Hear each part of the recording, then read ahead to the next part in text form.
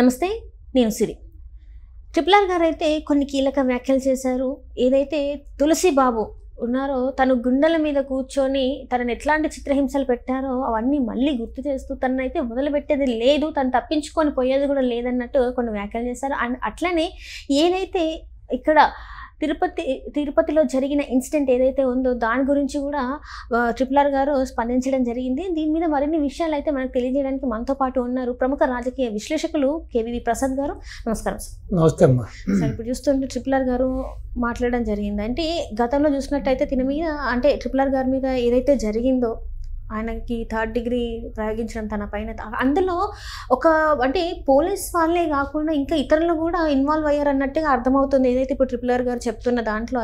So ఏంటంటారు sir, ఇంతమంది ఎందుకు ఇన్వాల్వ్ అయ్యారు, అసలు దీన్ని ఎందుకు ఇంత కక్ష సాధింపుగా చేశారు? అసలు ఇది పూర్తిగా సజ్జల రామకృష్ణారెడ్డి, జగన్మోహన్ రెడ్డి యొక్క ఆదేశాల ప్రకారం దీనికి ప్రధాన సూత్రధారులు, పాత్రధారులు కూడా వాళ్ళిద్దరే కాబట్టి సో ఇంతమంది బయట వ్యక్తులు, కొంతమంది పార్టీకి సంబంధించిన వ్యక్తులు, కొంతమంది రౌడీ షీటర్లు, కొంతమంది పోలీసు వాళ్ళు, కొంతమంది పోలీస్ ఆఫీషియల్స్, ఇంతమంది ఏంటంటే అసలు వీళ్ళు రఘురామరాజు గారు చెప్తున్న ఆయన వాంగ్మూలం ప్రకారం కానీ జరిగిన సంఘటనలు ఆయన విశదీకరించిన ప్రకారం కానీ మనం దాన్ని అనలైజ్ చేసి చూసినప్పుడు, క్రోడీకరించినప్పుడు దాంట్లో ఉన్న యొక్క ముఖ్య ఉద్దేశం ఏంటంటే పార్టీలో రెబల్గా మారిన రఘురామరాజు గారు పార్టీ యొక్క తప్పిదాలని, అధినాయకుడి యొక్క తప్పిదాలని, అలాగే వైసీపీ ప్రభుత్వం చేస్తున్న తప్పుల్ని ప్రతిరోజు కూడా రచ్చబండ ద్వారా ప్రజలకు తెలియజేస్తూ, ప్రజల్ని చైతన్యపరుస్తూ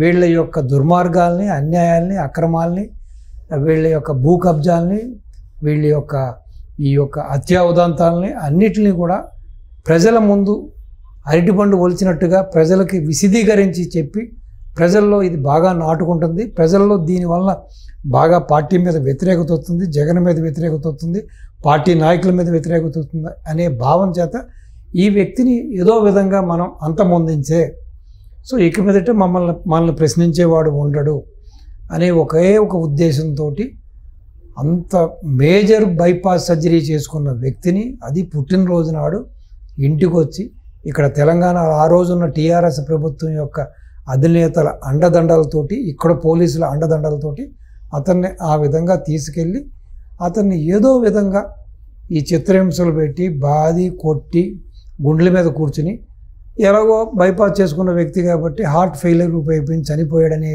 ఏదో వాళ్ళ ఉద్దేశం ప్రకారం ఇది ఏదో విధంగా ఇది ఆత్మహత్యనో లేకపోతే ఇది హఠాత్ పరిమాణంతో వారు మృతి చెందారనో ఏదో విధంగా చెప్పి రఘురామరాజు అనే వ్యక్తిని అంతమొందించాలనే ఏకైక ఉద్దేశంతో ఎంతమంది ఇన్వాల్వ్ అయ్యి, ఇప్పుడు ఎవరైతే మనం అనుకుంటున్నాం ఈ కామేపల్లి తులసి బాబు అని ఎవరో అనుకుంటున్నాం, ఇతను దగ్గర 120-130 కిలోలు లేకపోతే 150 కిలోలకు అటు ఇటుగా అంత వెయిట్ ఉంటాడంట. అంత ఒక వ్యక్తి బైపాస్ చేసుకున్న వ్యక్తి యొక్క గుండెల మీద కూర్చుంటే, అది కూడా మన స్టాప్లతో ఎలాగైతే పేపర్లను ప్రింట్ చేస్తామో అలాగే మొత్తం పైనుంచి కిందకి దీన్ని ఈ హృదయం దగ్గర నుంచి ఇక్కడ వరకు ఓపెన్ చేసేసి దాన్ని పూర్తిగా ఇలా తెరిచి బైపాస్ చేస్తారు. మళ్ళీ దాన్ని దగ్గరికి చేర్చడం కోసం స్టాప్లర్తో క్లిప్పింగ్ చేసినట్టుగా అది క్లిప్పింగ్ చేస్తారు వాళ్ళు. మరి అవి విడిపోయి, ఆ క్లిప్లు విడిపోయి, ఆ బరువుకి ఏదైనా హార్ట్కి ఏదైనా ప్రాబ్లం వచ్చి లేకపోతే అది ఓపెన్ అయిపోయి ఇన్ఫెక్ట్ అయిపోయి ఆయన చనిపోతే ఎంత ప్రమాదం అయి ఉంటుంది. సో ఆ విధంగా చేశారు కాబట్టి ఇప్పుడు రఘురామరాజు గారు ఏమంటారంటే ఆల్రెడీ ఎవరో విజయపాల్కి ఆల్రెడీ బెయిల్ రావట్లేదు, ఆయన ఆల్రెడీ కస్టడీలో ఉన్నాడు, ఆయన జైల్లో శిక్ష అనుభవిస్తున్నాడు.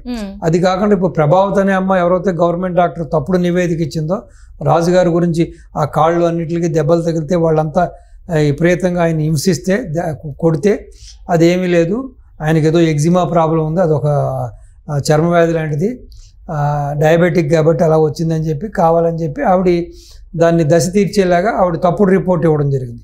అదే మిలిటరీ వాళ్ళు కాదు, ఇతన్ని కొట్టారు, హింసించారు, ఇవన్నీ కౌకు దెబ్బలు, కమిలిపోయిన దెబ్బలు అని చెప్పి వాళ్ళు మిలిటరీ హాస్పిటల్లో వాళ్ళు రిపోర్ట్ ఇవ్వడం జరిగింది. సో ఈవిడిచ్చిన రిపోర్ట్ తప్పు, ఇది ఉద్దేశపూర్వకంగా పార్టీకి వాళ్ళ భర్త పార్టీలో కీలకమైన పదవిలో ఉన్నాడు కాబట్టి కావాలని చెప్పి ఇటు కోర్టుల్ని న్యాయస్థానాలని ఆవిడ మభ్యపెట్టే విధంగా స్టేట్మెంట్ ఇచ్చారు కాబట్టి అది తప్పని తేలడంతో ఇప్పుడు ఆవిడకి బెయిల్ రావట్లేదు. సో తొందరలో ఆవిడ కూడా జైలుకి వెళ్తారు.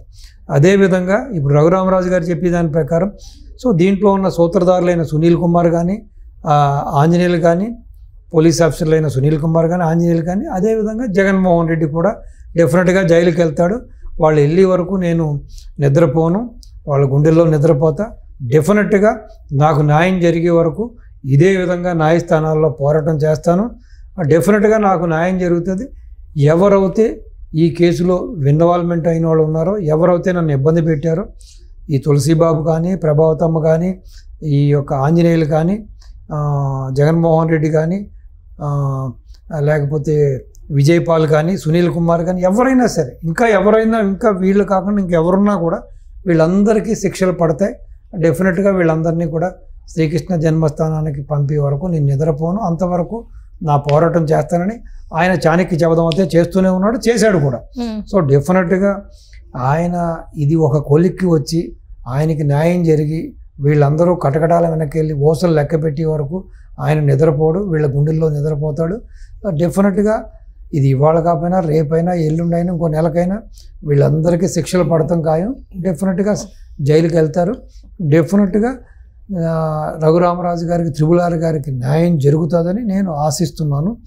రెండోది అలాగే ఈ యొక్క తిరుపతి సంఘటన గురించి కూడా ఆయన మాట్లాడడం జరిగింది. ఎందుకంటే అది ఎవరైనా ఆయన మాట్లాడినా మీరు నేనైనా అన్ఫార్చునేట్ సంఘటన అది ఆ విధంగా జరగకూడదు, అది అనుకోకుండా జరిగింది. ఇక్కడ కొంత మీరు చెప్పినట్టుగా ఆఫీసర్సు అధికారుల యొక్క నిర్లక్ష్యం కొంత అలసత్వం వల్ల జరిగింది. రెండవది ఈ భక్తులు కూడా కొంచెం సమన్వయం పాటించాలి. ఈ మధ్య ఏంటంటే ప్రతిదానికి కూడా ఏదో చెబుతారు కదా, తొండ ముదిరి ఓసర వెళ్ళింది అనే విధంగా మరి ఈ పిచ్ అనేది పరాకాష్ఠకి వెళ్ళిపోయింది. అంటే నేను ఎందుకంటే ప్రత్యేకమైన రోజులలోనే దర్శనం హైందవ ధర్మాన్ని ఏమీ తప్పుపట్టట్లేదు, హిందూ ధర్మాన్ని ఏం తప్పుపట్టలేదు, దేవుణ్ణి ఏం తప్పుపట్టలేదు. కానీ మన ఉపనిషత్తులు తీసుకున్నా, మన పురాణాలు తీసుకున్నా, మన ప్రాచీన గ్రంథాల్లో తీసుకున్నా ఎక్కడ కూడా దీని గురించి ఇంత పెద్ద ప్రస్తావన లేదు. నిజంగానే ఏకాదశి అనేది చాలా మంచి రోజు, ఓకే, తప్పులేదు. దేవుణ్ణి అనుకూలంగా ఉన్నప్పుడు చేసుకోవడం లేదు. అలాగని ఇప్పుడు దేవుడు ఆ రోజున కాకుండా నువ్వు మర్నాడో లేకపోతే అవతల ఎల్లుండో లేకపోతే ఇంకో నెల తర్వాత వెళ్తే కూడా నిన్ను కరుణించడా, నిన్ను అనుగ్రహించడా,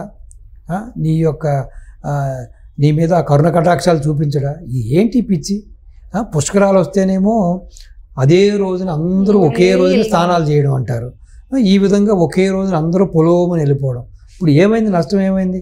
కుటుంబాలు నష్టపోయినాయి, ఆప్తులను పోగొట్టుకున్న వాళ్ళేమో అక్కడేమో వాళ్ళు బాధపడుతూ ఉన్నారు. సో ఒక పక్కనేమో ఇంత కష్టపడి ఈ రాష్ట్రాన్ని గట్టెక్కిద్దామన్న ముఖ్యమంత్రి గారికి ఏమో చెడ్డ పేరు, ఆయనకి చివాట్లు, ఆయన ముందు నిలబడి ఆయనతో సమానంగా మాట్లాడే యోగ్యత అర్హత లేని వాళ్ళు కూడా ఈ రోజున బయటకు వచ్చి ఆయన విమర్శిస్తున్నారు. కాబట్టి ప్రజలు కూడా సమన్వయం పాటించాలి. ఇంత పిచ్చి, ఇంత పరాకష్ట, ఇంత మూఢత్వం, అంధత్వం అనేది ఇది మంచిది కాదు. ఇది కాస్త సమన్వయంగా ఆలోచించండి. ఇప్పుడు ఒక పారే నదిలో ఎప్పుడు నీళ్లు పారే నదిలో ఎప్పుడు పవిత్రత ఉంటుంది. అదేవిధంగా దేవుడు ఇవాళైనా రేపైనా, అది అమావాస్య అయినా పౌర్ణమైనా ఆదివారం అయినా సోమవారం అయినా ఏ వారం అయినా దేవుడే. దేవుడు ఎక్కడికి పోవడం, దేవుడి ఆశీస్సులు ఎప్పుడూ ఉంటాయి. మనం చిత్తశుద్ధితో మనసా కర్మ భగవంతుణ్ణి ప్రార్థిస్తే దేవుడు ఎప్పుడు కూడా ఆశీస్సులు ఇస్తాడు. కాబట్టి ఇవన్నీ కూడా కాస్త తగ్గించుకోవాలి ప్రజలు. అనవసరంగా ప్రాణాలు పోగొట్టుకోవడం, ఈ విధంగా వ్యయ ప్రయాసాలు పడడం కూడా మంచిది కాదు. అలాగే నేను చెప్పొచ్చేది ఏంటంటే, ఎవరైతే ఈ ప్రవచనకారులు ఉన్నారో, ఎవరైతే ఈ పీఠాధిపతులు కొంతమంది పీఠ వేసుకుని పీఠం పెట్టుకుని కూర్చుని వాళ్ళ స్వలాభం కోసం, సంపాదన కోసం, లేకపోతే వాళ్ళకి ఈ యూట్యూబ్లోనో లేకపోతే ఈ ఎలక్ట్రానిక్ మీడియాలోనో లేకపోతే ఈ యొక్క డిజిటల్ మీడియాలోనో ఈ సోషల్ మీడియాలో వాళ్ళ వ్యూస్ కోసం, వాళ్ళ ఆదాయం కోసం ఈ విధంగా ప్రజల్ని మభ్యపెట్టి మాయ చేసి రెచ్చగొట్టి ఈ విధంగా వాళ్ళని ప్రాణాలు హరించడం అనేది మీకు కూడా మంచిది కాదు. కాస్త మీరు మీ సంపాదన, మీ స్వార్థాన్ని పక్కన పెట్టి ఉన్నట్టుగా చెప్పండి. దేవుడు అది ఎప్పుడైనా దేవుడే, ఎక్కడికి పోవడు. అదేవిధంగా ఇటువంటి యొక్క ప్రోత్సాహాలు కూడా మీరు తగ్గించుకుంటే మంచిదని చెప్పి ఫర్దర్గా రఘురామరాజు గారికి మంచి జరగాలి, న్యాయం జరగాలి. అదే ఇప్పుడు ఎన్నో సంస్కరణలు చేస్తూ ఎన్నో విధాలుగా మంచి చేయాలనుకున్న బిఆర్ నాయుడు గారికి కూడా ఇది ఒక మచ్చ లాంటిది.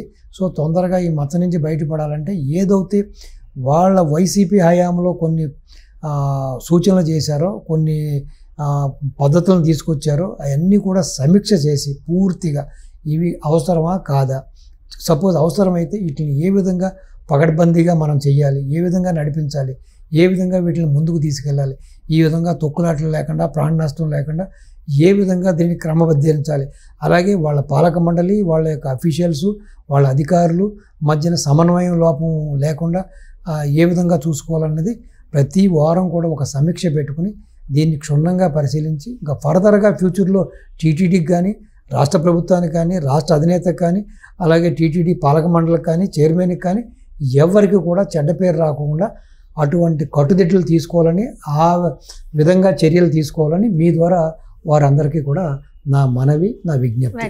Thank you so much. నమస్తే.